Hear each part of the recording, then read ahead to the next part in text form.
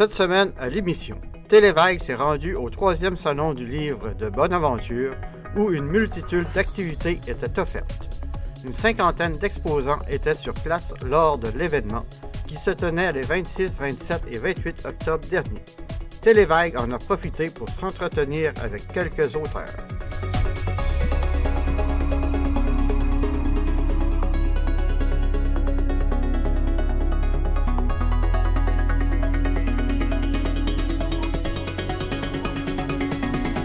Ça me fait vraiment plaisir d'avoir accepté la présidence d'honneur du salon. Je suis physiothérapeute. La première fois que j'ai été à un salon du livre, c'est en 2010 et je me sentais vraiment comme un imposteur, un physiothérapeute qui publie un roman. Et ce qui m'a permis de me libérer un petit peu de ce syndrome d'imposteur-là, c'est des salons du livre comme le Salon du livre de Bonaventure. Cette rencontre-là avec les lecteurs, entre les auteurs et les lecteurs, c'est absolument fondamental. Ces discussions-là que vous allez avoir, ces échanges-là que vous allez avoir avec les auteurs, que ce soit dans des conférences, que ce soit dans des moments intimes, il y en a plusieurs, que ce soit en séance de dédicace, bien, pour nous, les auteurs, ça fait toute la différence. Ça change notre écriture aussi. Et c'est vraiment important. Je pense que c'est important pour les lecteurs d'ici, les auteurs d'ici aussi, de Bonaventure, la Gaspésie, des auteurs du Québec. Donc, c'est un salon du livre qui est essentiel, c'est absolument nécessaire. Puis je pense aussi que c'est nécessaire pour les gens qui, peut-être, aiment moins lire ou connaissent un peu moins la lecture. J'aime ça dire qu'on apprend à lire un peu comme on aime ou comme on découvre l'activité physique. Pas par pas, page par page, et on finit par aimer la lecture. Donc, le Salon du livre de Bonaventure, c'est vraiment pour tout le monde. Fait que je vous souhaite de passer un agréable salon. N'hésitez pas à aller parler avec les auteurs, à discuter avec eux. On adore ça. Puis, encore une fois, passer un excellent salon. Je voulais vous remercier, chacun d'entre vous, d'être présent ici, de faire confiance au Salon du livre de Bonaventure, qui se veut une activité régionale. Et je remercie l'ensemble des gens de la ville de Bonaventure et des bénévoles aussi, qui sont associés à tout cet événement-là. Ça grenouille beaucoup autour et en arrière de toute cette activité-là. Donc, merci et bon salon. Le 3e Salon du livre de Bonaventure ouvert! Je suis venu en lapin. C'est vrai, là. Je suis parti des chalets du Bioparc, je m'accroche sur mon chapeau comme ça, puis là, presto, il saute. Je suis parti des chalets du Bioparc jusqu'au centre de Bonaventure. Puis c'est pratique parce que presto, il y avait des grottes tout le long du chemin, puis là, pour rentrer au chalet à soir, je vais sur les grottes de la pêche. Mes nouvelles parutions, j'en ai 3. Il y en a un que j'ai lancé ce printemps dans une résidence pour personnes âgées. J'ai amené 115 jeunes. Ça a été un bain de fraîcheur pour les personnes âgées qui habituellement vivent dans la solitude. Alors, c'était la forêt secrète de Léa. C'est une petite fille qui aime aller chez son grand-père. Puis son grand-père a un jardin. Puis dans le jardin, il a mis toutes les figurines des histoires qu'il lui raconte. Puis le soir, elle fait un rêve. Puis dans son rêve, elle se retrouve dans le jardin. Et elle a un chat, puis elle entend miauler. Alors, elle pense que c'est son chat. Puis elle ne le trouve pas.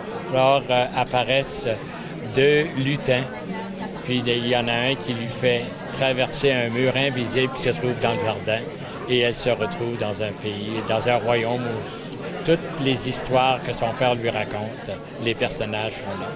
Puis ce qui est bien dans la forêt de Léa, c'est que l'enfant, à mesure qu'il lit l'histoire, il peut colorier 20 personnages, 20 pages de personnages. Les parutions de cette année aux éditions Liberté des mots, c'est Raphaël découvre les mots, AAI, parce qu'il va y avoir 3 volumes là-dessus, 3 petites histoires. Puis La voix du Père Noël, qui est un conte où le Père Noël perd sa voix, il arrive plein de bad luck avec la fée des étoiles perd sa baguette, etc. Fait que c'est un peu une aventure dans ce conte-là. Et qui sont les auteurs de ces contes? La voix du Père Noël, c'est Francine Poirier et l'auteur et l'illustratrice Annie Caillouette. Puis j'ai illustré Raphaël découvre les mots. Je vais illustrer la trilogie dans le fond. Et Julie Daniel est l'auteur de cet abécédaire transformé en trilogie d'apprentissage pour les enfants avec des petites histoires. On peut trouver les livres des éditions Liberté des mots sur la boutique en ligne à www.editionlm.com. Et également, on va être dans différents événements, comme là, on est au Salon du Livre à Bonaventure, on va être au Salon des artisans à Passepébiac les 17-18 novembre.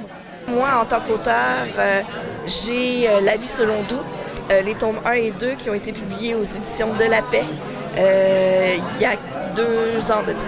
Mon nouveau livre, c'est Curiosité de la baie des Chaleurs. Alors, c'est un livre qui est sorti en juin dernier. Je pars des plateaux de la Matapédia et je me rends jusqu'à Port-Daniel-Gascon. Et il y a 100 curiosités à l'intérieur. Et des curiosités, c'est quelque chose d'insolite, quelque chose d'étrange, quelque chose qu'on va passer devant puis on va se poser des questions.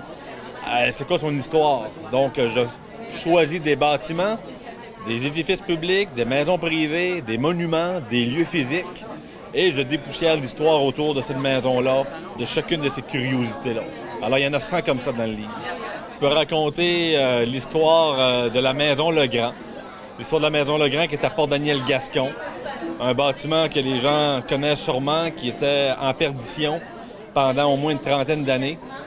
Un bâtiment qui a été complètement restauré en 1999 qui fait la beauté de la ville. Mais à l'époque, c'était un hôtel. On l'appelait l'hôtel Legrand.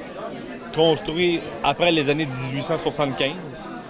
27 pièces, style victorien, toit mansarde, très beau bâtiment.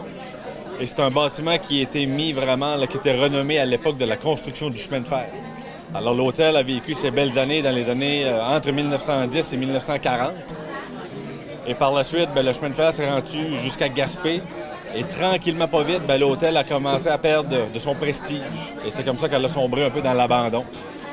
Et des années plus tard, la municipalité a fait l'acquisition du bâtiment et l'a restauré de belle façon.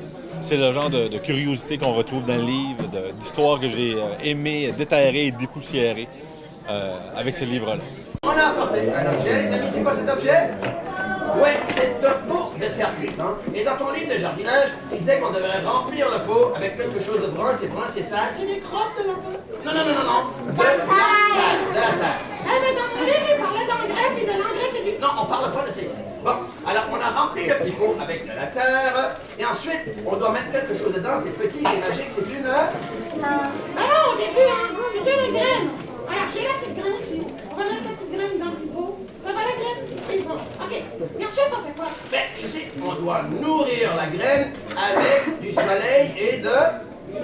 Oui, le soleil, on est servi aujourd'hui, hein. Alors j'ai apporté mon arrosoir, on va mettre un petit peu d'eau. Pas trop, hein. Pas trop. Bon, OK. Et ensuite, on fait quoi? C'est curieux, hein. Mais dans mon livre, il disait qu'on pouvait parler au plan. Pensez-vous qu'on peut parler au plan? C'est sûr que oui, qu'on peut parler aux plantes. Mais moi, j'ai appris par expérience. La vraie question, c'est est-ce que les plantes nous comprennent? Mais moi, j'ai appris par expérience que lorsque quelque chose est petit et qu'on veut qu'il devienne grand et fort, on doit leur donner des mots d'encouragement. Alors, on va dire à la petite graine, t'es bonne, t'es belle, t'es fine, t'es capable. Alors, tout le monde ensemble. T'es bonne, t'es belle, t'es fine, t'es capable. Puis là, on attend. Mais quand notre meilleur ami, c'est un magicien, tu vas peut-être faire un petit jour de magie pour que ça aille plus vite. Ah, c'est une bonne idée. Alors, je vais aller chercher ma baguette magique. Et regardez bien, les amis. Abracadabra et Flora. Pouvez-vous me parler de votre dernière parution? Oui, le titre, c'est La Révolution des fleurs. C'est, en fin de compte, des témoignages que j'ai recueillis sur ce qui avait été vécu dans les années 70. Et puis, j'ai fait comme aussi comme une espèce d'essai pour essayer de comprendre quel phénomène on a vécu, quel momentum historique on a vécu, qu'est-ce qui s'est passé. Et puis aussi, ce qui est important, c'est de voir qu'est-ce qui avait été transmis, quelles étaient les conséquences de tous les changements qui ont été apportés à cette époque-là. Ce qu'on a retenu, qu'est-ce que l'histoire a retenu? Le fait d'avoir vécu les années 70, d'avoir vécu le retour à la Terre, d'avoir vécu le désir de changer le monde que toute la jeunesse avait à cette époque-là, bien, le fait de l'avoir vécu quand le temps a passé, puis que je suis rendue maintenant presque une ancêtre, j'ai comme voulu retourner vers cette époque-là pour comprendre au niveau historique qu'est-ce que ça veut dire des soulèvements de cet ordre-là. Et puis aussi, j'ai voulu comprendre le rôle que j'avais vécu, qu'est-ce que j'avais vécu au niveau individuel, au niveau collectif, c'était quoi l'impact au niveau collectif de ce qu'on a vécu. Alors, je pense que c'était ça. C'est un désir de donner un sens à tous ces événements-là. C'est une recherche de sens. Mes recueils de témoignages, ça se passe uniquement de personnes qui ont vécu en Gaspésie ou qui ont été de passage pendant ces années-là, c'est-à-dire de 1968 à 1985. Des personnes qui ont vécu ici et qui ont vécu de cette manière-là, qui ont voulu s'identifier à ce mouvement de rébellion générale-là qu'il y avait en fait dans tout l'Occident. J'ai un livre que j'ai composé à ma retraite. J'avais toujours l'ambition de faire mes souvenirs pour les enfants, pour tout ça, parce que j'ai eu beaucoup d'expérience avec pendant mes 42 années de pratique médecine. Fait que là, j'ai un paquet de souvenirs. J'ai pris la peine de l'écrire là-dedans. Puis j'ai adoré l'écrire, de me remémorer de ça. Disons que c'est un peu la mémoire au point de vue comment je suis allé en médecine, comment j'ai réussi à y aller, à réussir à faire le cours avec... En tout cas, c'est un petit peu compliqué, une série de hasards. Puis j'ai passé un fil de ne pas pouvoir faire mon cours de médecine. Je l'ai fait, j'ai adoré la pratique. Puis la médecine qui se pratiquait dans les années 70-80, c'était terriblement spécial. Il n'y avait pas de spécialiste, rien, pas d'ambulance. Il fait des visites à domicile, jour et nuit, sans arrêt. Ma dernière parution, qui est Passion et aventure, que j'ai publiée et j'ai fait le lancement au mois de juillet. Ça concerne 150 anecdotes, histoires, avec un côté humoristique, des anecdotes que j'ai vécues, soit seul ou avec d'autres, à partir de mon enfance, à venir à hier. Il y a quand même 150 anecdotes. Il y a la loi du talion, calibre 22, donc ça a rapport avec la chasse. Monsieur Dan comme mentor, parce qu'il y a des histoires de trappeurs à l'intérieur. C'est un vétéran des deux guerres qui trappait, qui a été mon mentor. Des histoires avec des amis, des voisins, trophées cachés, légendes ou fabulations. L'aide de Marcel, bon, c'est lors d'une capture d'un ours qui avait venu m'aider à sortir l'ours, mais l'histoire a un côté... le côté dangereux dans cette histoire-là. On joue avec un ours là, à ce moment-là. C'est vraiment des anecdotes qui sont spécifiques puis que les gens ont jamais vécu ou à peu près pas, sauf si tu es un coureur des bois ou un trappeur. Moi, j'ai eu une affinité pour les Amérindiens. Alors, c'est non, jamais vous ne tuerez l'Indienne dans mon cœur d'enfant. C'est le titre. Alors, c'est basé sur 2 faits historiques. Le premier, c'est le Wounded Knee. Alors, c'est là où l'armée américaine voulait aller envoyer une tribu indienne dans les réserves. Et puis, elles ont refusé. Alors, ils les ont mitraillés. À partir de ça, j'ai sorti un petit garçon qui s'est sauvé. Alors, en même temps, les gouvernements ils ont fondé les orphelinats, où ils ramassaient tous les enfants, ils allaient les chercher de force dans les familles pour les assimiler un peu à la culture blanche. Alors, il y a une petite fille qui réussit à s'enfuir de l'orphelinat et les deux vont cheminer dans une aventure aidés par une louve. Alors, c'est l'histoire qui vient. Et le dernier, c'est la version anglaise de Le rêve d'Andréane pour les tout-petits. Je suis rendu maintenant à ma 20e publication. L'année passée, durant le 250e anniversaire de Carleton-sur-Mer, 250e anniversaire de fondation, j'ai sorti un livre qui est tout à fait différent, un livre de photos anciennes. Alors, j'ai fait du porte-à-porte, j'ai été chez des personnes âgées, les aînés du village de Carleton-sur-Mer, et encore une fois, ils m'ont montré leur album photo.